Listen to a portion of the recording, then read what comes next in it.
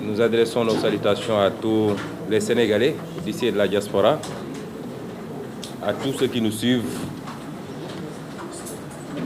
à travers votre couverture. Et comme l'a dit M. Nian tout à l'heure, nous estimons, de par la position qui est la nôtre aujourd'hui dans l'échiquier citoyen d'abord et politique ensuite, parce que c'est important, que nous devons régulièrement nous adresser aux Sénégalais et les aider à mieux comprendre un certain nombre de faits, d'actualités et d'enjeux. Évidemment, le débat en cours, en tout cas le plus soutenu aujourd'hui, porte sur la gestion de nos ressources naturelles et singulièrement sur la manière dont certaines choses ont été faites sur les blocs de Kayar offshore et de Saint-Louis offshore. Et je tiens à rappeler que sur ces deux blocs, il est question beaucoup plus de gaz que de pétrole. Mais pour tous les connaisseurs, le gaz, la découverte de gaz est plus importante pour le Sénégal que la découverte de pétrole aujourd'hui. Si l'on sait faire bon usage de ces découvertes, de ce produit, le gaz aujourd'hui est une bénédiction pour le Sénégal. Et c'est pourquoi il était important, dès l'entame, que nous puissions avoir une bonne gestion de ces découvertes. Le débat s'est posé depuis très longtemps. Certains ont pu se dire qu'est-ce qu'il y aura de nouveau à dire. Nous ne sommes pas forcément dans une optique d'apporter du nouveau parce que, comme j'ai tendance à dire, tout a été dit quasiment concernant ce dossier spécifiquement. Nous avons commencé à parler de cette affaire depuis 2014. Nous étions quelques Sénégalais très esseulés et je tiens à rendre hommage à ces Sénégalais, dont certains, comme votre confrère Baba Aïdara, ont fait un travail formidable sur la question.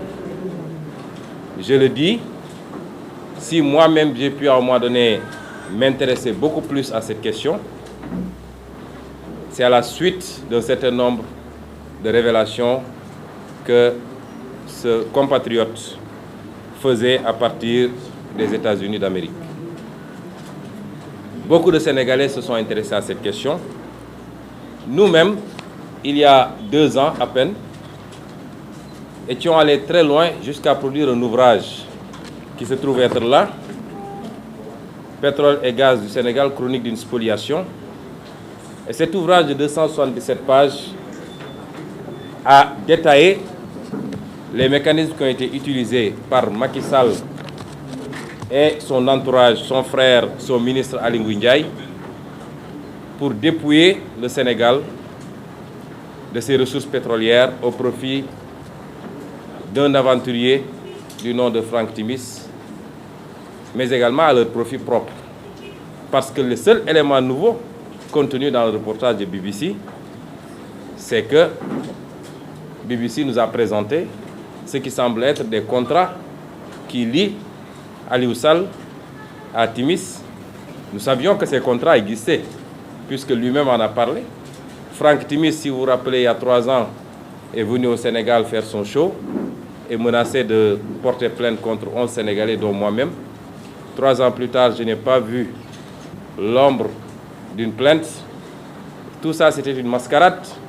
Et j'y reviendrai sur la stratégie de défense de ce conglomérat de malfaiteurs économiques. Ce n'est pas un dossier nouveau donc, mais c'est un dossier qui a atteint un niveau qui appelle de notre part à tous une prise de responsabilité. On n'en est plus à l'étape de dire est-ce que ça existe ou ça n'existe pas. La chose est dite, elle est carrément dite, il y a eu un ensemble de délits et de crimes financiers, économiques qui ont été commis par Macky Sall, son frère, son ministre de l'énergie de l'époque, en l'occurrence Aly Ngouille Ndiaye, son ministre de l'économie et des finances, et ceux qui sont sous sa couverture au niveau de la Direction générale des impôts et domaines. Nous l'avons dit, dans ce dossier, il y a d'abord trafic d'influence. Et quand nous entendons les arguments du régime, c'est ahurissant. Soit ces gens sont totalement mal formés, ou pas formés du tout, ou bien ils sont ignorants. Le seul fait que le frère du président de la République soit présent à ce niveau constitue un délit. Aussi bien dans la loi sénégalaise, je vous renvoie au statut général de la fonction publique, mais je vous renvoie également au code pénal, qu'au niveau de la législation internationale qui traque ce qu'on appelle la criminalité, la corruption internationale, ou la corruption transfrontalière. Je vous renvoie aux dispositions des conventions de l'ONU que le Sénégal a ratifiées, celles de l'Union européenne, de la CEDEAO même, mais je vous renvoie également aux législations internes au pays, que ce soit le FCPA pour le cas des États-Unis, que ce soit le Bribery Act pour la Grande-Bretagne, même la loi Sapin de 2011 en France. Dans toutes ces législations nationales, internationales ou nationales à vocation transfrontalière, parce que ça existe, le seul fait qu'un membre de la famille soit impliqué à ce niveau constitue ce qu'on appelle un délit voisin à la corruption, et ici, le trafic d'influence et le conflit d'intérêts. On aurait pu se limiter à ces deux, sans avoir besoin de prouver la corruption, pour que la présence de Alioune Sall dans cette affaire de pétrole puisse justifier l'ouverture de procédures judiciaires contre Aliou Sall lui-même, mais une procédure beaucoup plus importante, et j'y reviendrai, contre son frère Macky Sall. Dans ce dossier, il y a eu prise illicite d'intérêt, parce que ça suit les deux premiers délits. Dans ce dossier, il y a eu fraude fiscale. Si vous vous rappelez le débat qu'on a tenu, qui a tenu le pays en haleine il y a 2 ans et demi, quand nous avions dit que sur les transactions entre Petrotim et Timis, entre Timis et Cosmos, et entre Cosmos et BP, il y avait de la taxe de plus-value à percevoir par l'État du Sénégal. Et c'est là où le délit de concussion intervient d'ailleurs. Parce qu'il y a une fraude fiscale d'envergure, mais couverte par l'administration fiscale et par le ministre de l'économie et des finances de l'époque, puisqu'ils étaient sortis pour nier toute implication fiscale dans cette affaire. Il y a fraude fiscale d'envergure, et c'est des centaines de milliards que le Sénégal perd du fait de l'inaction d'une administration et du ministère de l'économie et des finances. Mais il y a également fraude fiscale parce que les montants que Aliou Sall a perçus, et qui ont été avancés par le reportage de BBC, 1,5 million de dollars au total sur 5 ans, n'ont jamais été déclarés aux impôts. C'est de la fraude fiscale d'envergure. Et j'attends qu'il prouve le contraire, parce que nous avons les éléments du dossier déclarés à l'époque par Petrotim et par Timis. Dans ce dossier, il y a eu concussion, je viens de le dire, et dans ce dossier, il y a eu délit d'initié. Puisque le parcours de Macky Sall lui-même, mais sa position quand il a été élu président de la République, et nonobstant les réclamations qui ont été faites, notamment par l'entreprise australienne Tullow Oil, qui avait entraîné de la part du président de la République qu'il saisisse l'IGE de l'époque, donc ça c'est l'historique du fameux rapport de l'IGE, avait permis au président de la République d'avoir toutes les informations avant de signer pour Petrotim, qui avait pris son frère pour le mêler à l'affaire en lui donnant un poste de gérant. Il faut bien qu'on retrace l'historique, parce qu'au début, ce n'était pas Timis, c'était Petrotim, qui appartient à un Chinois qui s'appelle Won Jong-wung. J'avais dit en chinois, comment on appelle ça? Il dit Won Jong-wung. Pour qu'un dossier soit nébuleux, il faut même que les noms soient nébuleux. Et pour faire beaucoup plus beau, on l'appelle Eddie Wong. C'est ça Petrotim. Petrotim, ce n'est pas Timis. Mais c'est Franck Timis qui a amené Eddie Wong au Sénégal et qui l'a présenté à l'UNSAL. Donc, tout le dossier, de bout en bout, est cousu de fil blanc. Il n'y a plus rien à prouver, messieurs les journalistes. Il n'y a plus rien à prouver, chers concitoyens. Ce dossier est cousu de fil blanc et les crimes qui ont été commis, les crimes économiques, les infractions au code pétrolier, à la Constitution du Sénégal, au code général, au statut général de la fonction publique, à la loi pénale au Sénégal, ne sont plus à démontrer. Et c'est pourquoi l'attitude du procureur est ridicule. Nous avons vu un procureur politique qui était dans son meeting, comme je l'ai dit, et qui, dans la stratégie de diversion du pouvoir, essaie de créer de fausses pistes. Depuis quand on a vu un procureur faire appel à témoin alors qu'il ne dit pas quel est le crime qui a été constaté?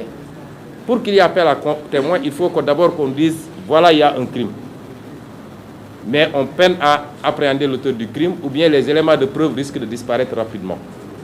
Eux tous, ils disent qu'il n'y a pas de crime. Ils appellent à témoigner sur quoi? Y a-t-il un crime sur la gestion de notre pétrole? C'est ça la première question. Ce que le procureur accepte, c'est qu'il y a des problèmes. Il y a eu détournement des procédures et de la loi dans la gestion de notre pétrole. Et à partir de ce moment, on peut comprendre qu'il convoque ou qu'il appelle à qu'il fait appel à témoins, à manifestation de témoins, pour avoir les preuves ou avoir la possibilité d'identifier les auteurs. Mais dans le cas précis, les auteurs ont été identifiés. Il s'agit de Ali Ounsal, de Ali Ngouille Ndiaye, de Macky Sall lui-même. Et le procureur, ce qu'il a à faire, indépendamment de l'obstacle que peut constituer l'immunité, ce qu'il devait faire, c'est de convoquer ces gens, de les entendre et les déférer parce qu'ils ont gravement fauté. Donc, il n'y a pas grand-chose de nouveau par rapport à ce qui a été dit et redit. Ce que la BBC nous apprend, c'est 10 milliards de redevances à Timis. C'est gravissime. Voilà un homme qui n'a fait aucun effort au Sénégal, qui ne remplissait aucune condition pour être bénéficiaire, attributaire de blocs pétroliers, et qui va se retrouver à percevoir à lui seul plus que 15 millions de Sénégalais réunis. C'est inadmissible. Et c'est ça le crime fondamental de Macky Sall. Nous considérons qu'au-delà des personnes dont j'ai parlé en amont, le principal responsable demeure Macky Sall lui-même. Et si on avait, comme nous l'avions soumis nous dans notre programme politique, si on avait introduit le principe de la responsabilité politique du président de la République à côté de la responsabilité judiciaire et pénale qui est très difficile à engager, Macky Sall aurait dû être démis de ses fonctions. Il aurait dû être destitué parce que ce qu'il a fait, c'est de la haute trahison. Il a trahi le peuple sénégalais au profit de son frère et potentiellement à son profit personnel, jusqu'à ce qu'on ait des preuves tangibles. Il devait être jugé pour haute trahison. Et je lui lance un appel, pour une fois, Macky Sall doit être un homme courageux. Le courage, ce n'est pas de se refuser derrière l'administration, la police, la justice, pour matraquer, attaquer des adversaires. Le courage, c'est dans des cas comme ça, faire face à son peuple, faire son mea culpa et reconnaître qu'on a lourdement fauté. Macky Sall a lourdement fauté et il l'a fait sciemment. Et c'est pourquoi c'est une haute trahison, j'insiste. À défaut, nous disons que c'est au peuple sénégalais d'assumer sa responsabilité aujourd'hui. Le peuple sénégalais, et particulièrement cette jeunesse sénégalaise, qui souffre et qui n'a d'autres alternatives que de prendre l'océan ou de se reconvertir en conducteur de moto Jakarta, nous leur disons que l'enjeu fondamental, il est là. Le peuple soudanais ou le peuple algérien, ou même les Français, qui ont un niveau de vie beaucoup plus important que le nôtre, ne doivent pas être plus dignes et plus patriotes que nous. Il est inadmissible qu'un groupe d'aventuriers, quel que soit le titre dont ils sont affublés, puisse s'asseoir sur l'intérêt de génération et de génération et que nous laissions passer comme cela. Nous en appelons au peuple sénégalais. Ceux qui se battent aujourd'hui, ceux qui sortent ne doivent pas être plus patriotes que tous les Sénégalais, je veux dire les 15 millions de Sénégalais et particulièrement la frange majeure. Il faut que les peuples sénégalais sortent pacifiquement, nous avons insisté. Mais si on veut nous refuser le droit élémentaire que nous confère la Constitution, c'est-à-dire le droit de nous rassembler et de marcher, il faut refuser et faire face, mais il faut que le peuple fasse pression sur Macky Sall jusqu'à ce qu'il prenne les mesures idoines. Ce que Macky Sall a dit au peuple sénégalais, c'est que moi et mon frère, nous valons plus que 15 millions de Sénégalais. Quand il faisait ses poursuites, son acharnement sur Khalifa Sall ou sur d'autres Sénégalais, est-ce qu'aujourd'hui, il a plus de droits? Est-ce qu'aujourd'hui, il a plus de légitimité à être citoyen du Sénégal que ces gens qu'il a poursuivis pour 100 fois ou 1000 fois moins que ce qui est en jeu aujourd'hui? Il faut que Macky Sall livre son frère à la justice. Il faut impérativement que son frère, son ministre de la Justice et tous ceux qui sont trempés, son ministre de l'énergie de l'époque et tous ceux qui sont trempés dans cette affaire soient livrés à la justice. Et le peuple sénégalais doit l'exiger.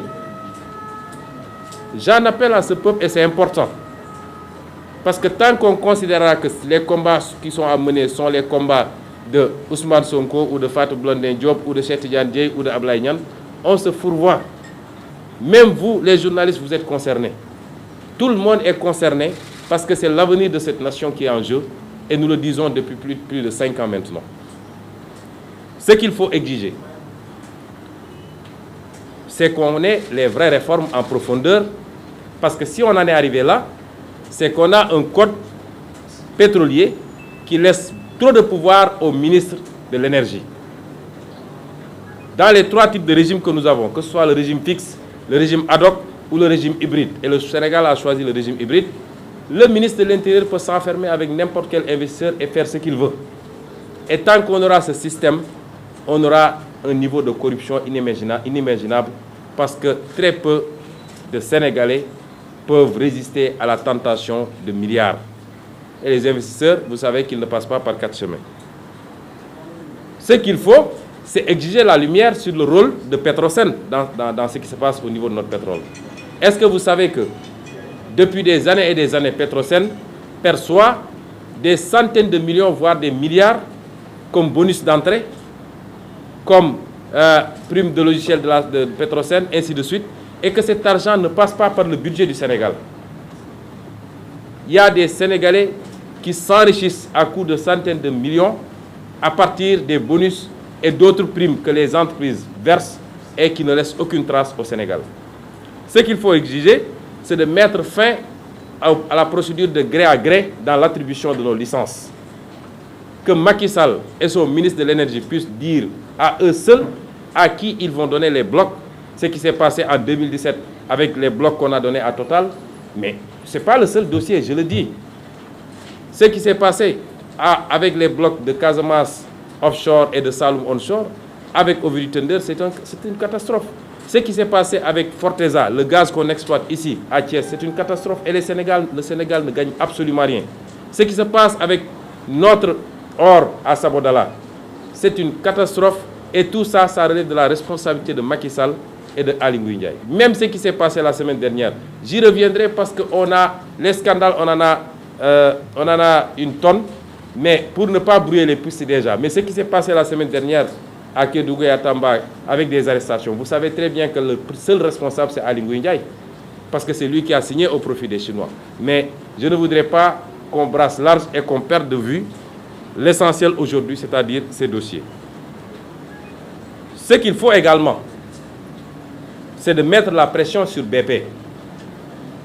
Il faut que ces multinationales comprennent que l'Afrique qu'ils connaissaient n'est plus cette Afrique-là et que notre génération ne peut plus accepter cela. Peut-être qu'ils sont encore à l'Afrique du président Macky Sall, qui considère que, puisqu'il y avait beaucoup de maladies ici, il fallait faire des faveurs aux multinationales, mais notre génération ne peut pas accepter cela. Et BP ne peut pas se prévaloir, ne peut plus se prévaloir de sa propre turpitude. En 2017, fin 2016, nous avons appris les négociations entre BP et Cosmos et Timis pour racheter une partie des parts de Cosmos et une partie des parts de Timis. Dans le cadre du collectif que nous avions mis en place, le collectif sénégalais pour le recouvrement des avoirs pétroliers et gaziers. Et je rappelle que c'est ce collectif qui a déposé les plaintes aux États-Unis et en Grande-Bretagne et en Australie. Nous avons écrit à BP en lui disant: vous êtes coté à la bourse de New York. Vous êtes soumis à des obligations de transparence, aussi bien de par la loi américaine que de par la loi britannique. Les actifs que vous êtes en train de négocier sont des actifs qui ont été frauduleusement obtenus à la base. J'ai ici les copies des lettres. Et nous leur avons dit, ça c'est la lettre du collectif citoyen à BP. Et je vais vous en donner copie. Nous leur avons dit: nous vous accordons une présomption de bonne foi, peut-être que vous n'étiez pas informé. Voilà les faits. BP répond pour nous dire de lui donner des éléments d'information. Ce que nous avons fait. Et BP nous répond en octobre 2017. En réponse à notre lettre datée du 13 juin, merci pour votre lettre suivie datée du 24 octobre 2017, en réponse à notre lettre datée du 13 juin 2017. Elle contenait plusieurs pièces jointes, 32 au total, ce qui a pris du temps pour vérifier. Dans certains cas, traduire en anglais. Nous avons noté que les informations contenues dans vos pièces jointes sont des communications qui sont soit dans le domaine public ou obtenues indépendamment à partir de sources gouvernementales variées au Sénégal. BP n'est pas en mesure de discuter les détails d'affaires des autres parties qui, dans ce cas, précèdent notre entrée au Sénégal. Nous pouvons cependant confirmer que BP et les parties qui l'assistent ont procédé à une nécessaire vérification de ses partenaires au Sénégal, y compris Timis Corporation. Donc BP a été averti. BP nous dit qu'il a vérifié ce qui est totalement faux, comme Cosmos d'ailleurs avant BP. Parce que quand Cosmos a convoqué Aliou Sall à Grande-Bretagne pour acheter les parts de Timis, Cosmos a posé sur la table le retrait de Aliou Sall pour que Cosmos puisse entrer, acheter. Ça veut dire que Cosmos savait que la seule présence de Aliou Sall pose un problème, est une infraction. Donc ces entreprises-là, nous allons les poursuivre. Nous les avons déjà poursuivis parce que nous avons déposé, comme je vous l'ai dit, au niveau des États-Unis et la Grande-Bretagne. Et nous allons continuer à les suivre parce que s'ils pensent que le Sénégal sera le Congo ou le Gabon ou je ne sais quel autre pays, ils se trompent, nous ne l'accepterons pas. Parce qu'on en a plus besoin qu'eux-mêmes. Nous ne l'accepterons pas. Et donc, les exigences, c'est de mettre également la pression sur l'ensemble de ces entreprises. Mais l'exigence fondamentale pour le peuple sénégalais, pour tous ceux qui veulent se battre, c'est la renégociation totale, entière et complète de l'ensemble des contrats léonins qui ont été signés dans le domaine du pétrole et du gaz, dans le domaine du zircon, dans le domaine de l'or, dans le domaine du fer, dans le domaine des ressources halieutiques. La renégociation de ces contrats nous permettrait, comme je l'avais dit dans notre programme, de multiplier le budget du Sénégal du simple au quintuple en moins de 5 ans. C'est là où se trouvent les enjeux. Ce n'est pas autre part. Vous vous rendez compte que les Sénégalais vont souffrir les 5 prochaines années. Je l'avais annoncé ici. Et vous commencez à voir, tous les produits le prix des produits va monter. Tout. parce que Macky Sall n'a pas les moyens de sa politique aujourd'hui. Il s'est surendetté sur le dos des Sénégalais. Il a compromis les ressources naturelles et il n'a pas de capacité importante ou de marge fiscale aujourd'hui. Il ne compte que sur l'augmentation des prix et des taxes pour essayer de financer plus ou moins quelques aspects de ce qu'il est en train d'exécuter. Vous avez vu vous-même que tous les travaux sont à l'arrêt. Mais ce peuple ne mérite pas de souffrir quand on a tout ce potentiel-là. Et c'est là où se trouve l'enjeu. Et je veux lancer un appel au peuple sénégalais. Ce combat, c'est la mère des combats. On a assisté à toutes sortes de scandales de l'indépendance en maintenant. Mais un scandale de cette envergure, on n'a pas encore atteint ça au Sénégal. C'est le moment de mener la mère des batailles pour qu'à partir de maintenant, le Sénégal se mette sur le bon chemin.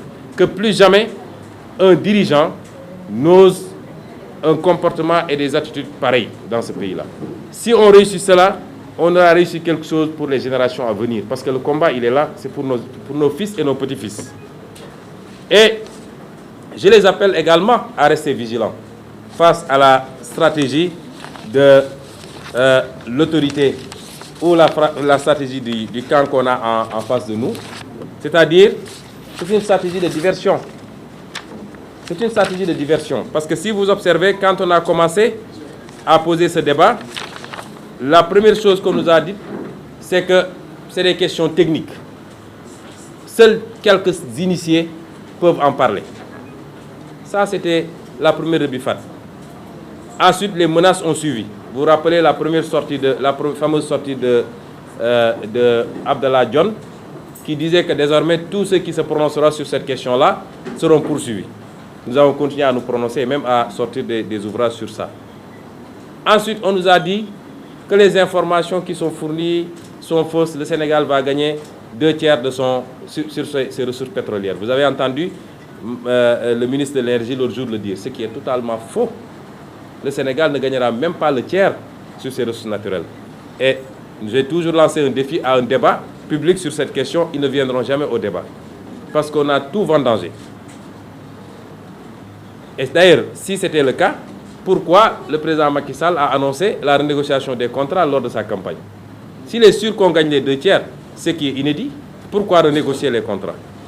Maintenant, on dit que c'est une tentative de déstabilisation, que c'est des va-t-en-guerre qui veulent déstabiliser le pays.